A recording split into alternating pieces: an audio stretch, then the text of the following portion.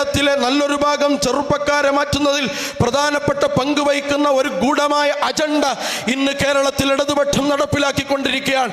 അതുകൊണ്ട് നേർക്കുനേരെ മതത്തോട് വിമർശനമുണ്ടെങ്കിൽ ഉന്നയിക്കാം, ജമാഅത്തെ ഇസ്ലാമിയോട് വിമർശനമുണ്ടെങ്കിൽ അത് ഉന്നയിക്കാം, ഇസ്ലാമിനോട് വിമർശനമുണ്ടെങ്കിൽ അത് ഉന്നയിക്കാം.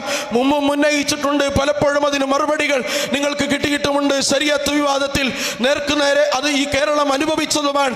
പക്ഷേ യഥാർത്ഥത്തിൽ നേർക്കുനേരെ പറയുക, അതുപോലെ തന്നെ നേർക്കുനേരെ ഉണ്ടാക്കുക, മറ്റുള്ളവർക്ക് അതിന് ലൈസൻസ് കൊടുത്ത് അവർ യഥേഷ്ടം മുന്നോട്ട് പോകട്ടെ, അതിൻ്റെ ഗുണഭോക്താക്കൾ ബാലറ്റ് പെട്ടിയിൽ വീഴുന്ന 2 വോട്ടുകളാണ് എന്ന് മനസ്സിലാക്കുന്ന ശുദ്ധ വിഡ്ഢിത്തമാണ്.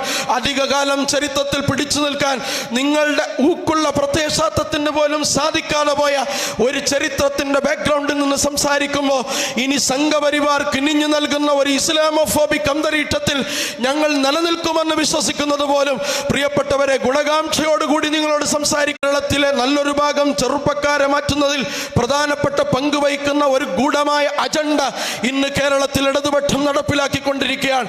അതുകൊണ്ട് നേർക്കുനേരെ മതത്തോട് വിമർശനമുണ്ടെങ്കിൽ ഉന്നയിക്കാം, ജമാഅത്തെ ഇസ്ലാമിയോട് വിമർശനമുണ്ടെങ്കിൽ അത് ഉന്നയിക്കാം, ഇസ്ലാമിനോട് വിമർശനമുണ്ടെങ്കിൽ അത് ഉന്നയിക്കാം.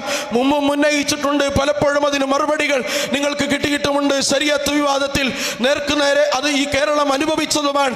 പക്ഷേ യഥാർത്ഥത്തിൽ നേർക്കുനേരെ പറയുക, അതുപോലെ തന്നെ നേർക്കുനേരെ ഉണ്ടാക്കുക, മറ്റുള്ളവർക്ക് അതിന് ലൈസൻസ് കൊടുത്ത് അവർ യഥേഷ്ടം മുന്നോട്ട് പോകട്ടെ, അതിൻ്റെ ഗുണഭോക്താക്കൾ ബാലറ്റ് പെട്ടിയിൽ വീഴുന്ന 2 വോട്ടുകളാണ് എന്ന് മനസ്സിലാക്കുന്ന ശുദ്ധ വിഡ്ഢിത്തമാണ്.